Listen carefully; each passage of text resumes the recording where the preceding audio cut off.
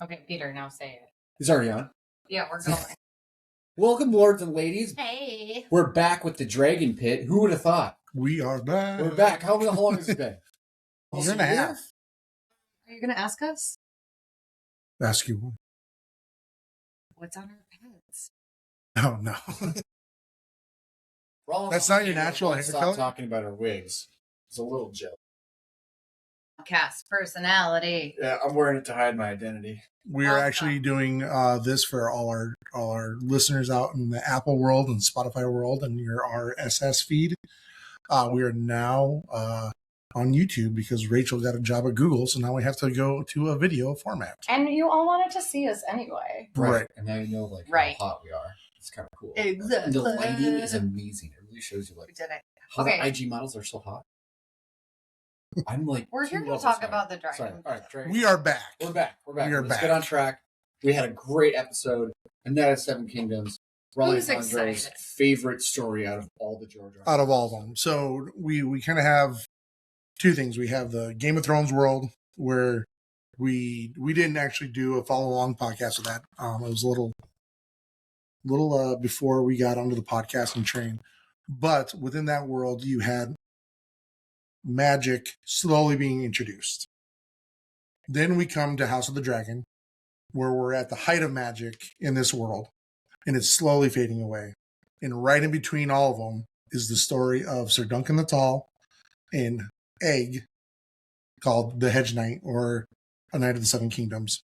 And it's a series of short stories that we're going to kind of talk to you about. The novella of what you will of this story, of these characters, and the role they play forming the Seven Kingdoms as a whole, and the adventures they go upon throughout the kingdom. So we take place about 11, 12 years after the first Blackfire Rebellion, the Blackfire Rebellion. I'm gonna show this little. This is the Targaryen lineage. Let's put it up here. You can see we are down here. This is where House of the Dragon is. This is how Game of Thrones, and we're right in here, Right in the middle. Aegon the Unlikely. So that's where Ron's going to pick up. AKA Egg. So we have a series of Blackfire Rebellions. We've missed the first one completely. We should tell them. So Blackfires were the Targaryens had lots of kids. Some of them legitimate, some illegitimate. Aegon the Unworthy actually legitimized a bunch of his bastards right around his death, which caused tension within the Seven Kingdoms. That tension led to the First Rebellion. We say First Rebellion because you will find out through the series, not just this season, but the seasons after. They will kind of chronologicalize all these things for you. But we're going to get to the first episode. What was it called? But I want to say, just in the story narrative, that Sir Dunk, does mention that he worked as a hedge knight for Sir Arlen, who actually fought in one of the Blackfire Rebellions. So when we talk about Sir Manfred, that Blackfire Rebellion comes in. We're going to move this cat. And very high Lex, Rachel's cat, is he might make a little like guest appearance. Yeah. It's totally part of the show. All right, Peter, do you know what a hedge knight is? Do you know what the definition of one is? It's like a real knight, but sadder. Yeah. That is correct. It's a knight that does not have a lot of wealth or land. It's not a landed gentry at all. They move from town to town, trying to pick up arms or services. Like a sellsword. Like a sellsword. Like the Bravosi sellswords that you see at the end of Game of Thrones. They're kind of honorable, right? Like, right? I mean, as honorable as a whore. As it could be. Okay. Well, if you listen to Sir Arlen of Pennytree, it's the most honorable knight that there is. Because he tries to say, like, you could give your sword to the most honorable, but, like, really we're talking about money. Right. Now, who is this Pennytree guy? What's his backstory? 'Cause I mean, no surprise to our listeners. I read the book once a long time ago. I kind of forgot everything. I just really watched that episode and got into this. Well, Does anyone know his backstory? He's from the Riverlands. He spent most of his life moving about the Riverlands and the Crownlands, and he did a short stint in Dorne. That is where Sir Duncan the Tall tries to prove his knightlyhood that he had been a squire for him during. Wait, but you're not talking about the actual penny tree. No, I'm not actually. No, I was talking about Sir Arlen of Pennytree. Yes. So Pennytree itself is in the Riverlands. It's a town where there's an oak tree that people nail pennies to. Oh, okay. And it's supposed to bring luck. Well, And that's why you see Dunk in this episode. He has a sword, and at the hilt is a penny. From that region. I didn't catch that. Yeah. So we're just jumping. I can't help being a know-it-all. Right. I am the Hermione Granger of this podcast. So yeah.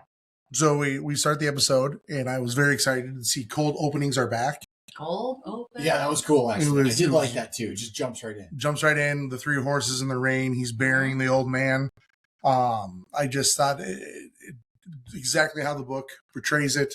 Doing the same thing of saying, wish there was a set there to say words. Felt really bad that he was burying him like this because he got ill, got sick, caught a chill, and passed away in the evening. And all in all, like it was just almost shot for shot remake of the book. Until they do the little fake out.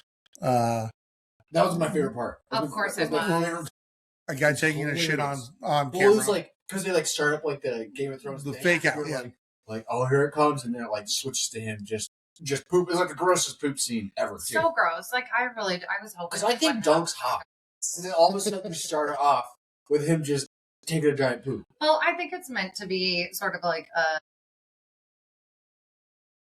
you start hearing the Game of Thrones song and you're like, oh my god, we're in it, and then you're like, no, it's actually This is something It's different. just- This is something funny. different. Like, This is funny. it's a tone setter. It really does change like you enter into Game of Thrones when you first start the series.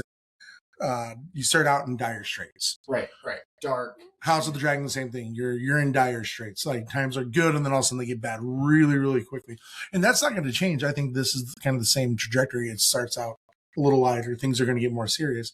But again, even the music choices in here was more like Captain Happy. Jack Sparrow. Yeah. And Well, it's like so the showrunners told Dunk that he should picture a blend of Captain Jack Sparrow and I forget the buddy cop of it all, but like I Captain Jack didn't know Sparrow that is one at of the all. inspirations for. well, the Dunk. music choices honestly like kind of like parallel that because it was like, which makes sense because it's like, oh, you have heard of me, like kind of idea from the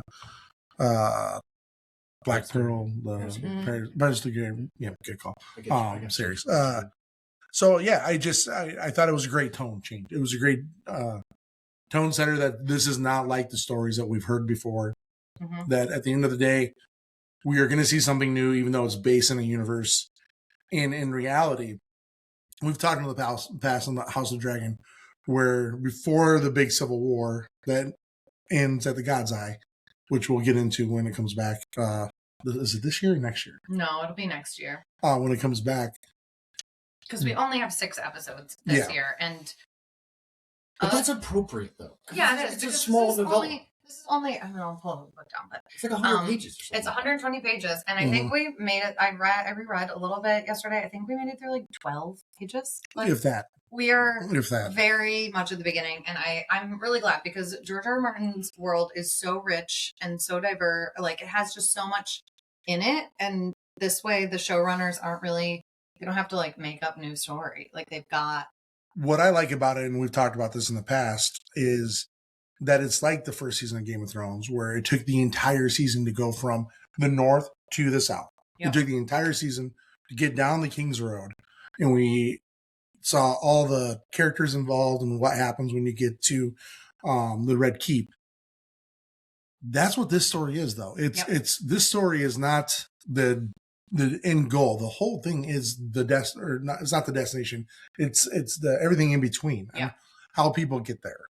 So we wrap up. He buries his hedge knight. He takes his stuff, his horses. He's talking to the horses. He says to the horses, like, what should we do next? And I kind of like the narrative. I like it too. He's like, I could sell you, but I'm not going to. And I liked how he cried a little bit. Yeah. And, it's he's a good dude. We don't really get good dudes. I also really liked the flashbacks that he has. Oh, yeah, flashbacks. I think I was kind of shocked to see him get the shit beat out of him. Well, he never got beaten unless he deserved it. Unless it was that one time in Maidenpool. Yes. And you see how he was a little kid. He was 5 when he was orphaned, and Sir Arlen adopts him for all essential purposes. I think we're going to get a lot more of his backstory from the previews, but in the books, Dunk is supposed to be 16.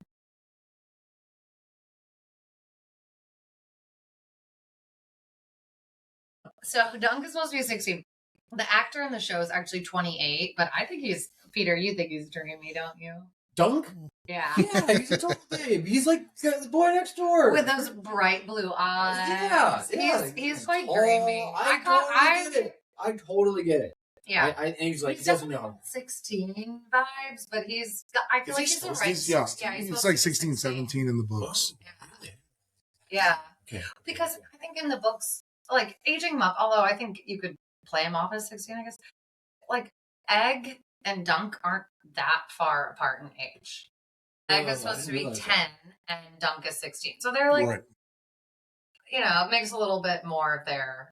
Okay, so it's close. Then it makes sense that they kind of become buddies a little bit more. They're not that far apart.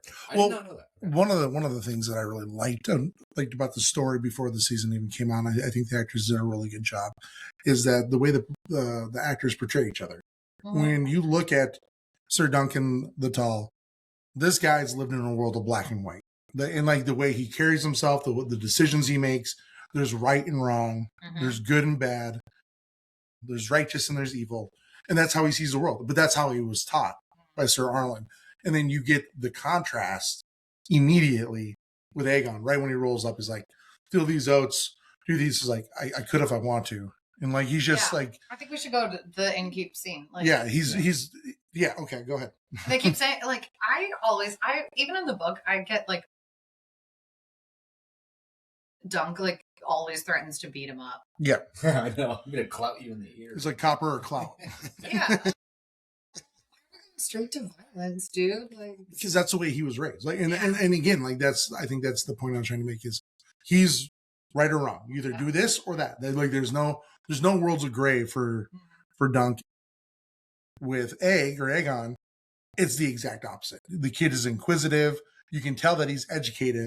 And the one thing that I thought that this young actor portrayed, which was, I thought this kid did a phenomenal job. Oh, absolutely. How observant he was. Everything that he looked him up and down.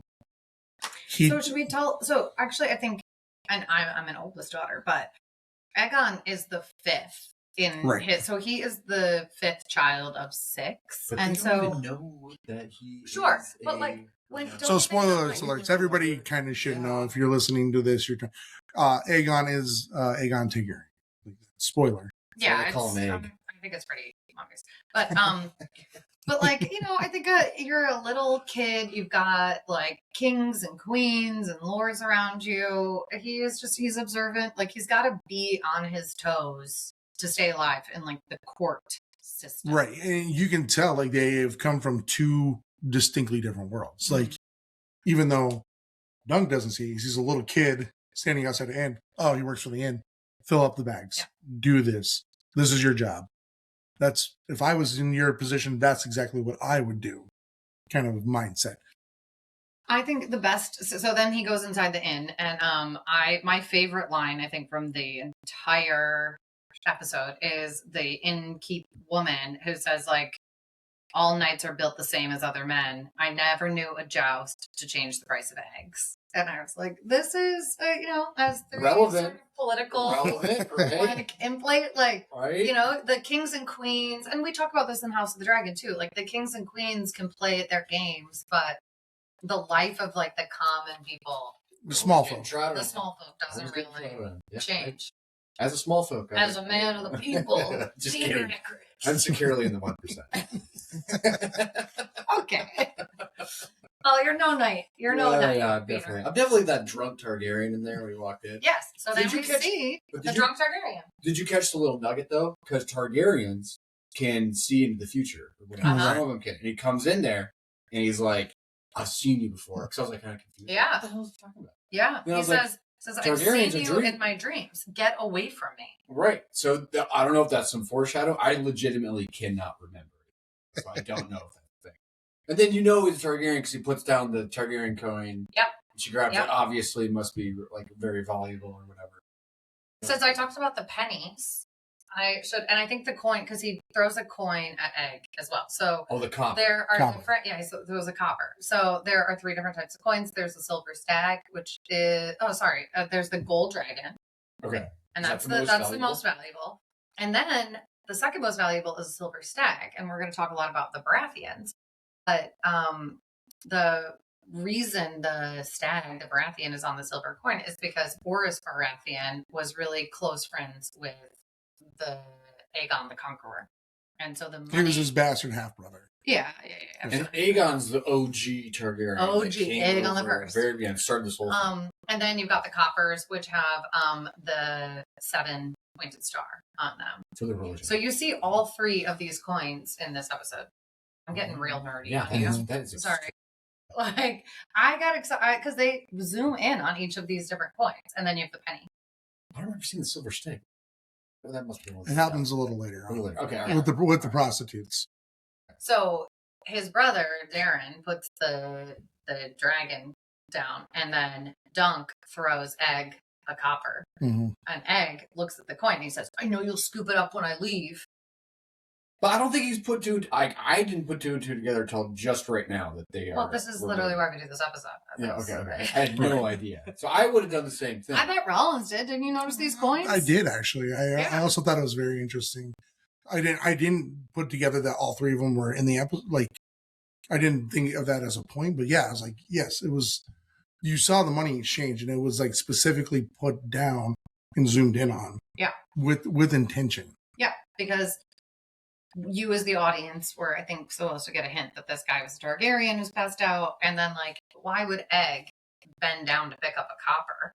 Like, Right. He doesn't. prince of the realm. He doesn't need money. He doesn't even. But then again, that's the way these 2 characters carry themselves. Mhm. Like, he's like, "You'll pick it up when I leave." Dunk's like, "You'll pick," because I would have picked it up when I leave. Yeah. Like, you need that money. Mm-hmm.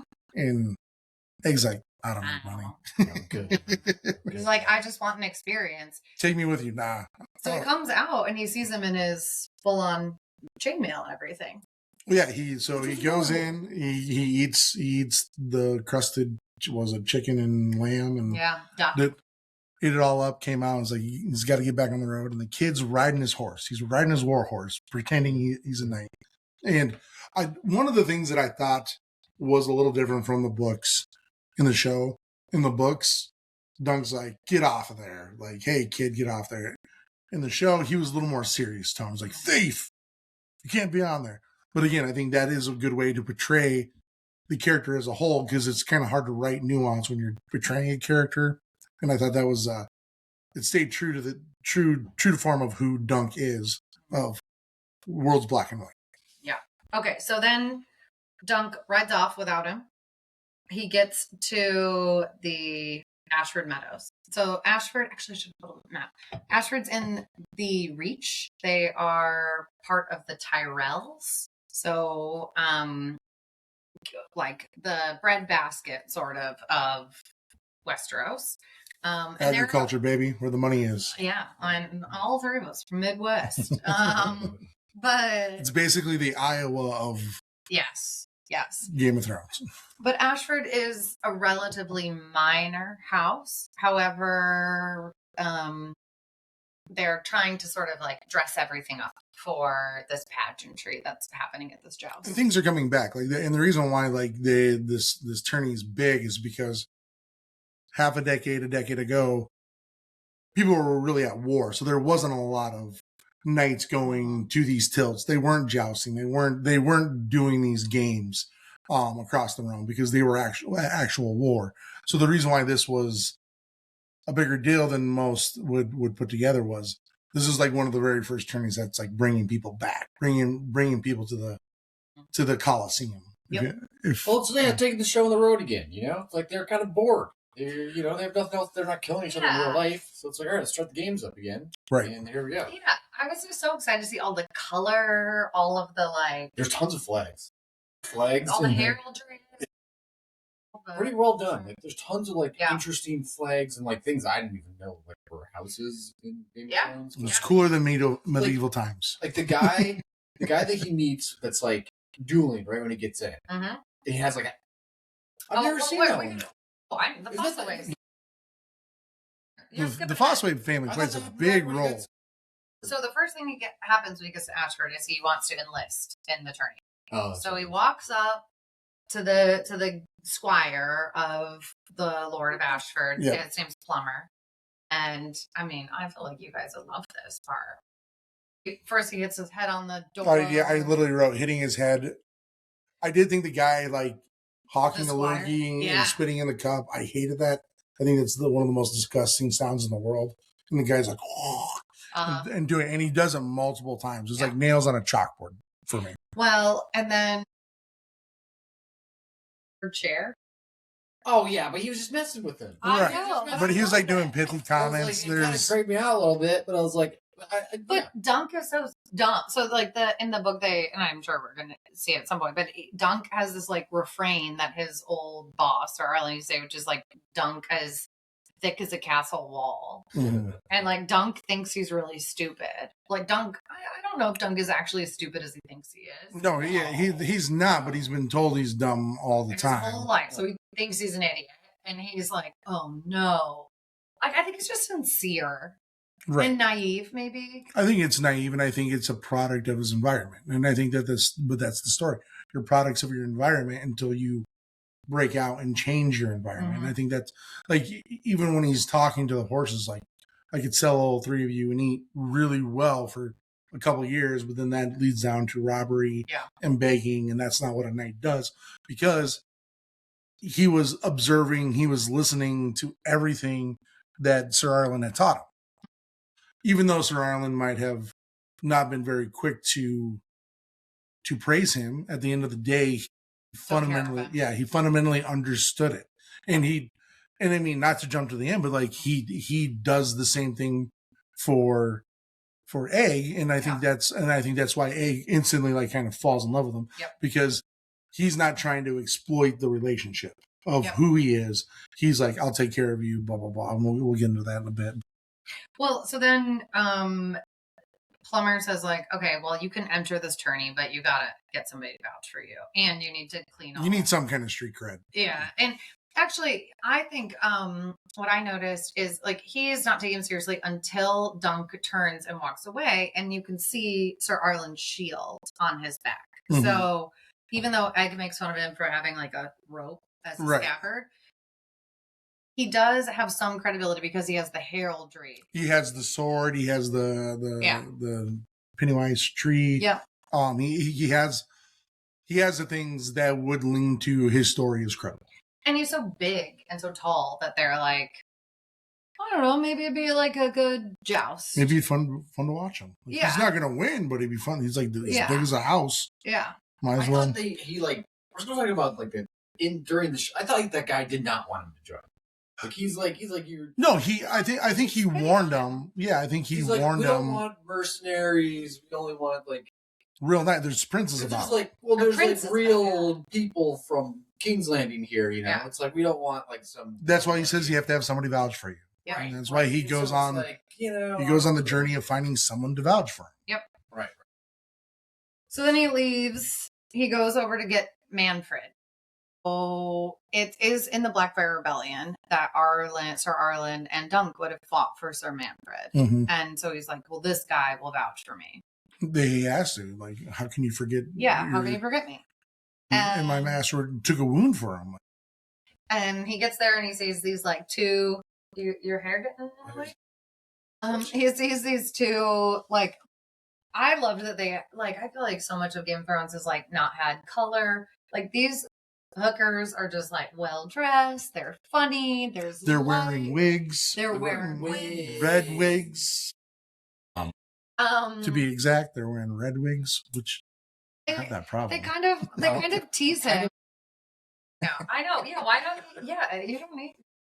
Sir Manfred is on the mission to turn the whole world red. Yes. Oh, I'm not gonna show my hair though. I don't want people to know who I am.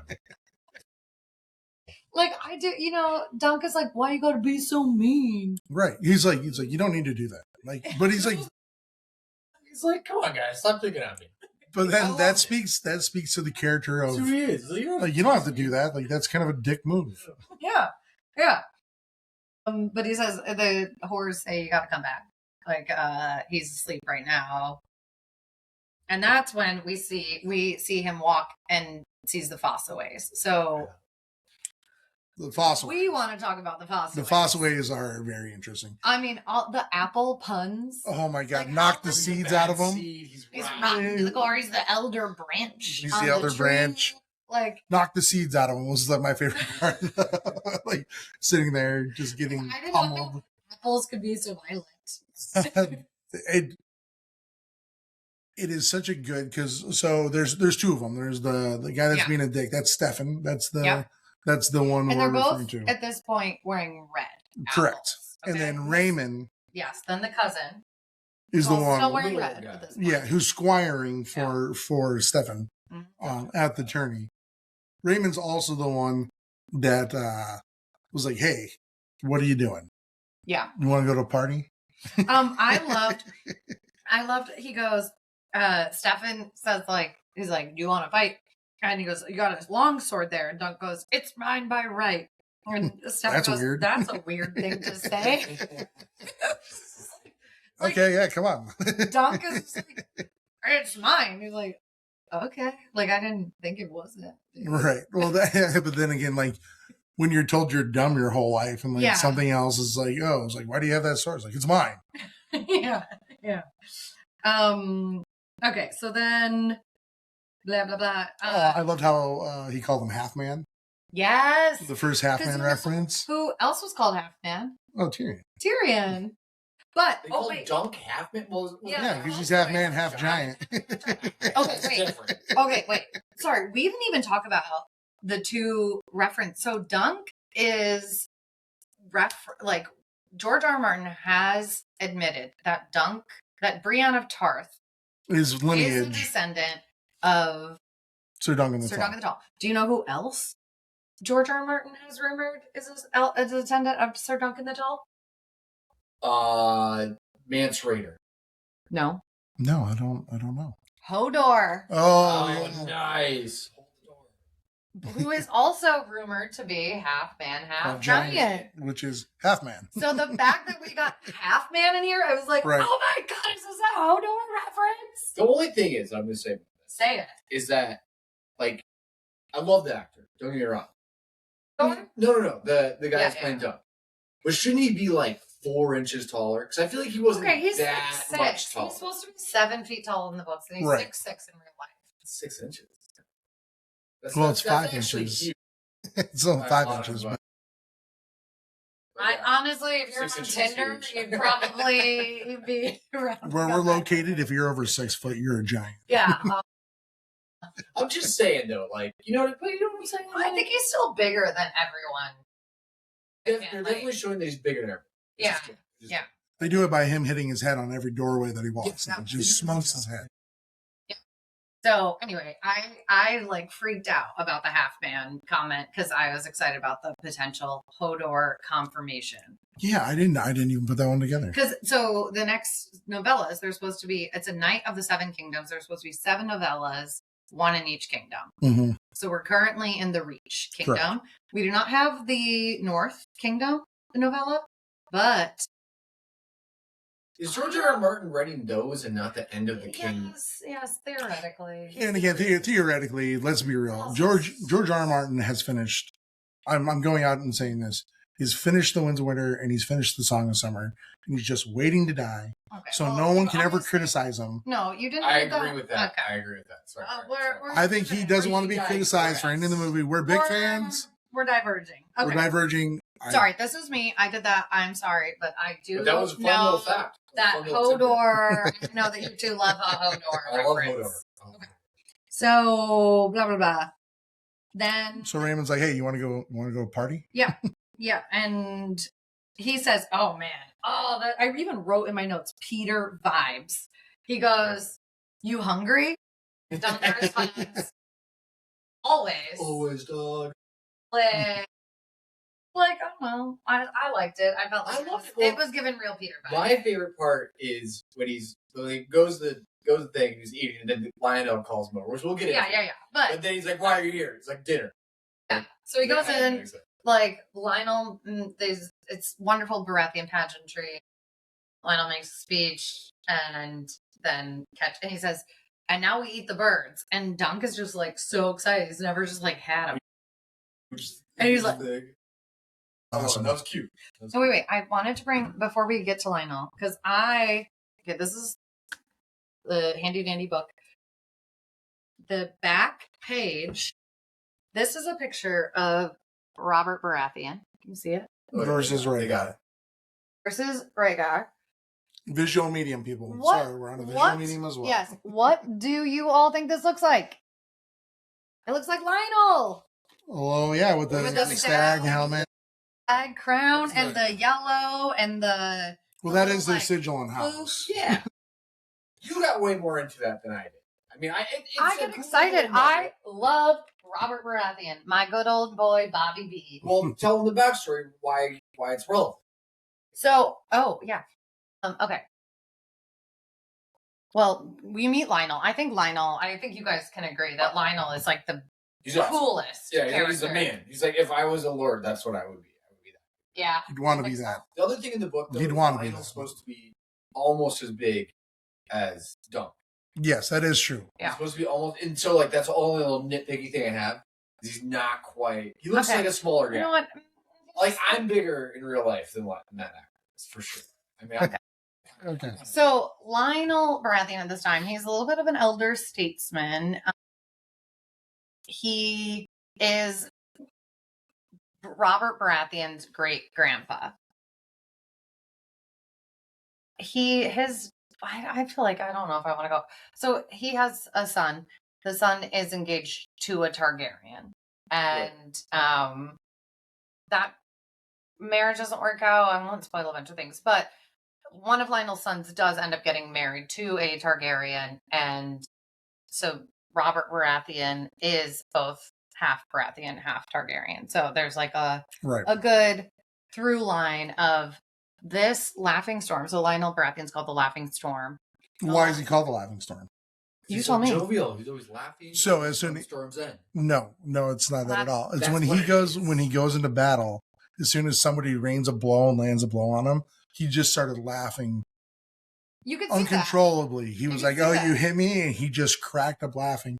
And then he goes to war. Like he seeks the contact. He enjoys the contact. And as soon as somebody laid something on him, that's when he thought the fight started. And also, he was like a jovial, laughy guy during the party. Yeah, for sure. Also, my sister and I, when we would fight, when she would hit me, I would always laugh hysterically. Like, if somebody's laughing at you, like, you just hit them with all you got and they start laughing at you, it's very disheartening.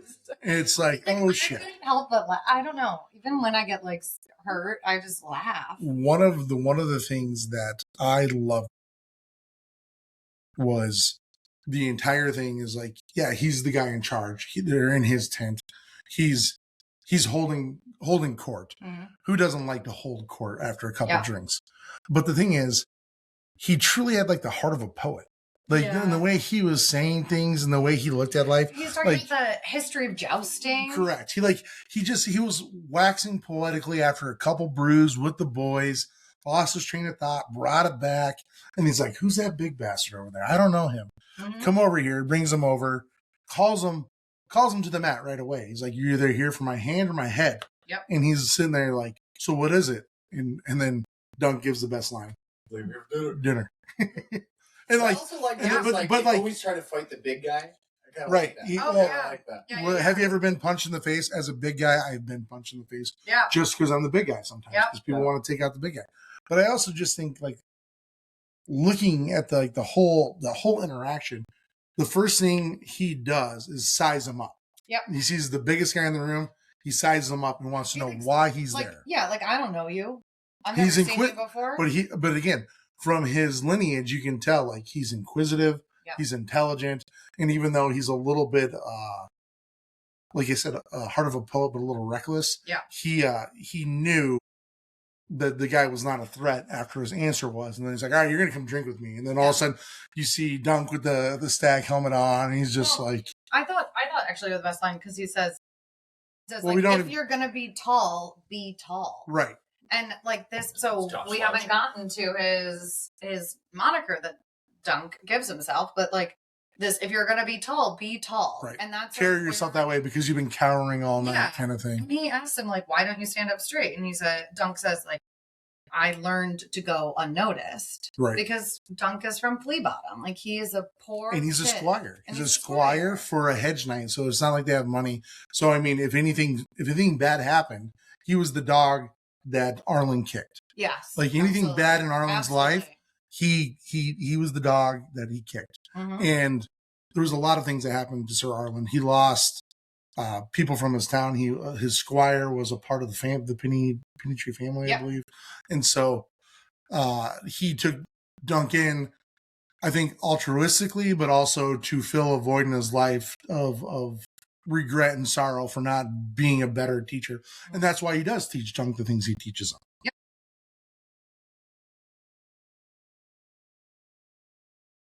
Yep. Just keeps trying. Well, I think we're getting in this show the backstory of Dunk, which is great because we don't really have that from the book. So and they do flashbacks for young Dunk, which is great. So then Lionel invites him to dance, which I loved. I loved it. I thought it was like we're playing on Russian folklore. Yes, I wrote gypsy. Gypsy, yeah, like there was very Russian gypsy. Like sort of like carnival. You're right. And it was also during that entire thing, he was sizing him up. He was seeing how he moved. He was seeing like he was checking the boxes for later. So I think if you ever have to see him in battle, he knew how he moved. Yeah. He knew if he could counterbalance. Yep. He knew if he had training on that. Which is, I haven't thought about this, but it's such a different way of how Sir Stefan Fossaway, like Stefan Fossaway wanted him to get in the ring so he could beat him up and like hurt his knee or his hand. Right. And like Lionel Baratheon went about it in a much more pragmatic. He wanted to see what this guy has. Like, see if he's quick, right? Like, that's why he's standing on his foot. Is being like, how do you move? Right.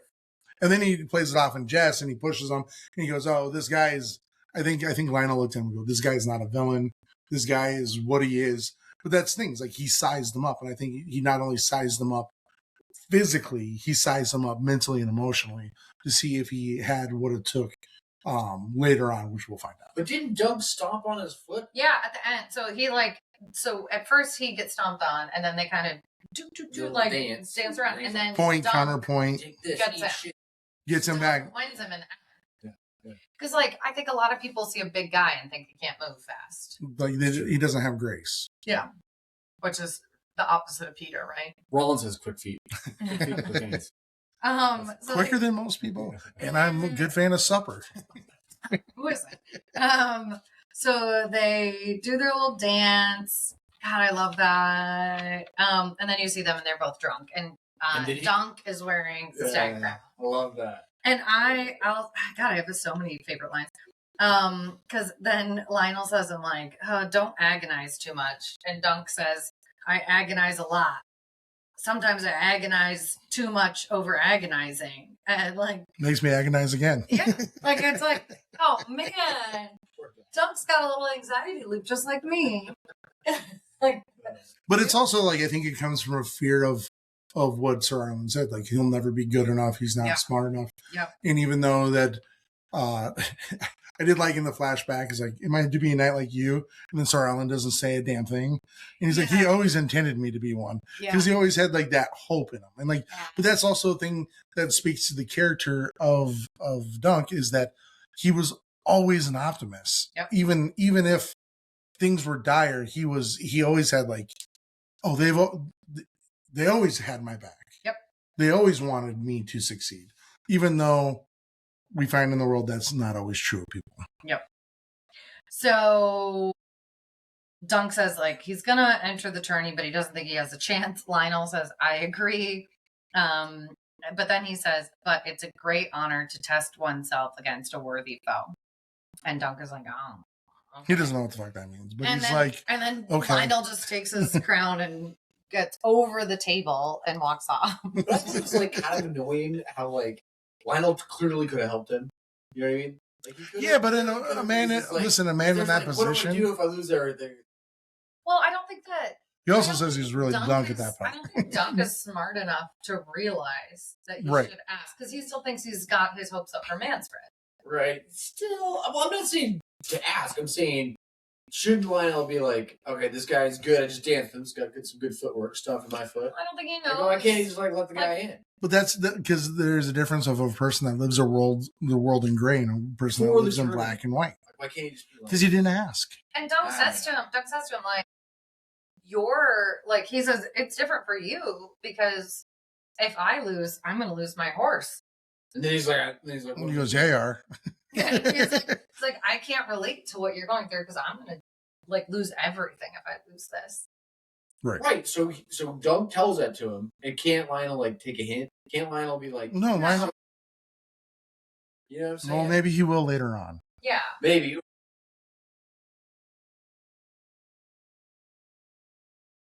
You're arguing against yourself next week.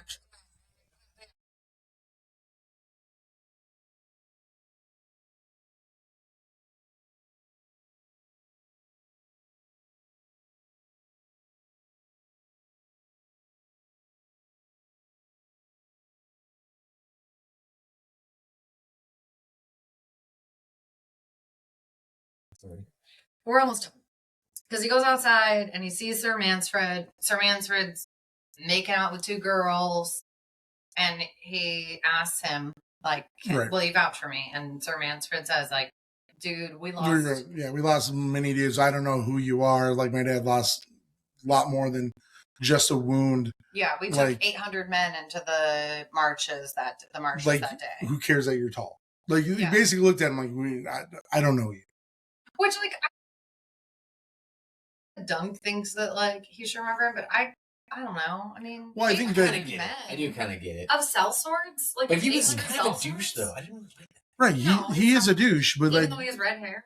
I know, I hated it. He is a douche, but at the end of the day, he was like, dude, I don't know you. Like, can you blame him for that? I honestly don't. I don't hold that against him. I don't either. I don't totally hold it against him. I do think he's a douche, but I also don't hold it like sellsword games are a hard game.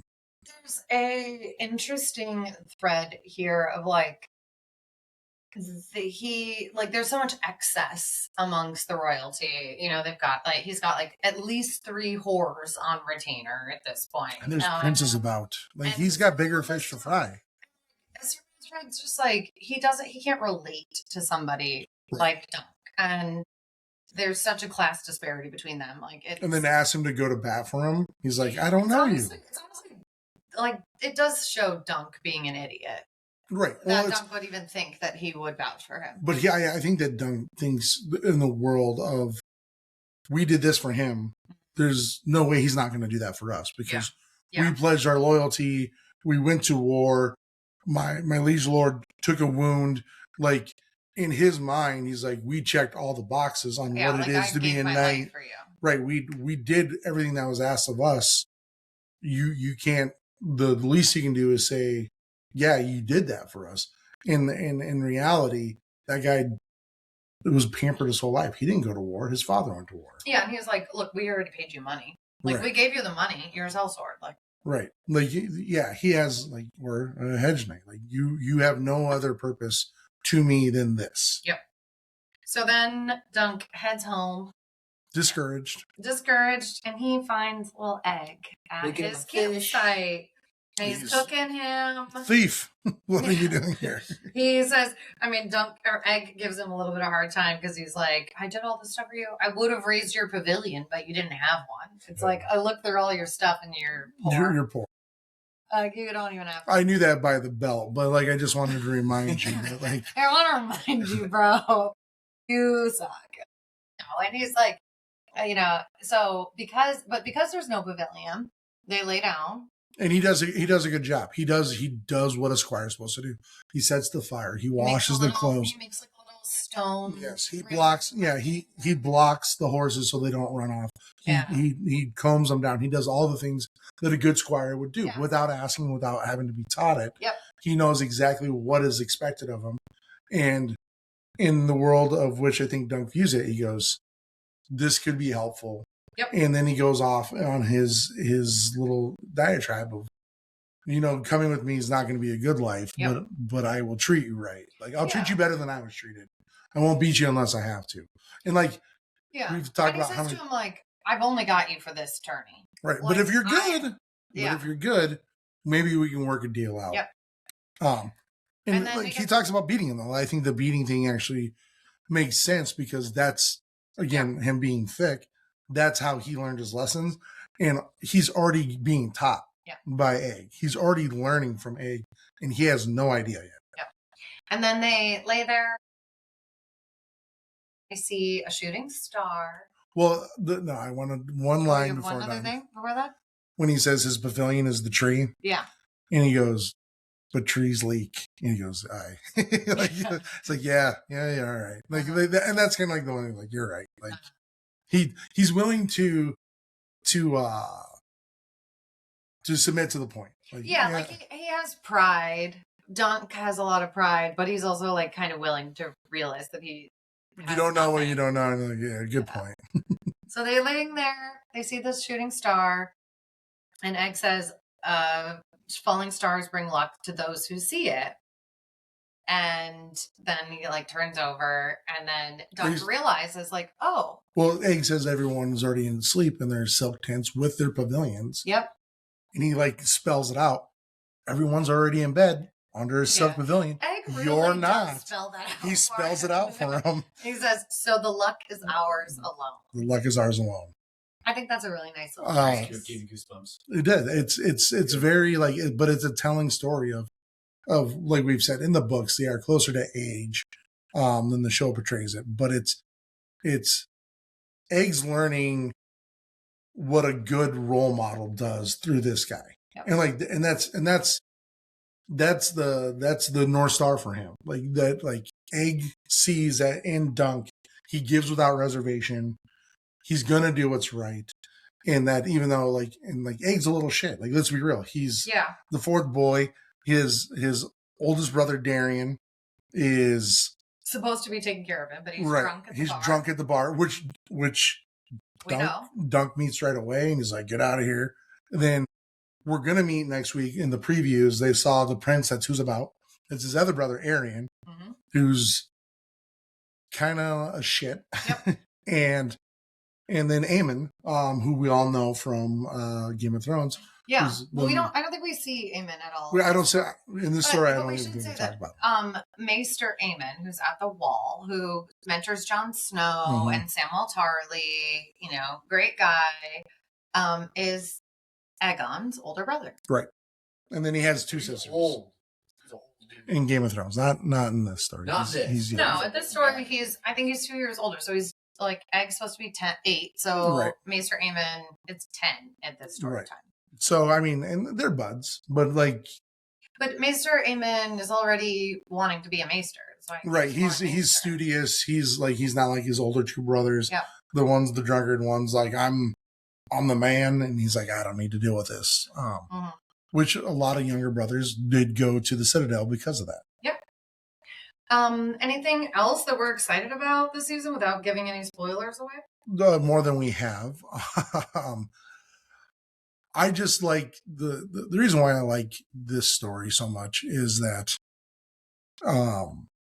someone like Egg, like people in your life, like you see yourself in these different stories, and I've had friends in my life that like I had no business being friends with, but they picked me out of nowhere. And I feel like a lot of times when I was younger, I was a little thicker, not him, visual medium, not him. Where when I was younger, I was a little more thicker, and I didn't realize how the world worked. And I've had those relationships with friends where, like, I'm just so grateful in my life for people that pick me out of everyone else. Like, I'm just going to be that guy's friend. And that's why this is one of my favorite stories, is because we have people that we see in our everyday lives, and like people that learn how to mentor and bring some along, whether it's with the carrot or the stick. That's what this whole story is about. It's about learning from the people that you surround yourself with, and because of the people you surround yourself with, you become a better person. And that's what I've always loved about this entire story. There's not a manifest destiny in it. Yeah. Until towards the end. If you read the whole novella, and we don't even have all of the parts, but it's all in all just a phenomenal story about people that you see in your everyday life and that you can relate to. And I love the story, and I'm glad we're talking about it and we're back on it. So I think that's a good place to end. Let's end it there. It's poetic. I loved it. Yeah. I loved it. I love waxing. I thought it was just about pooping on trees. All right. Not Until next week. See you later, lords and ladies.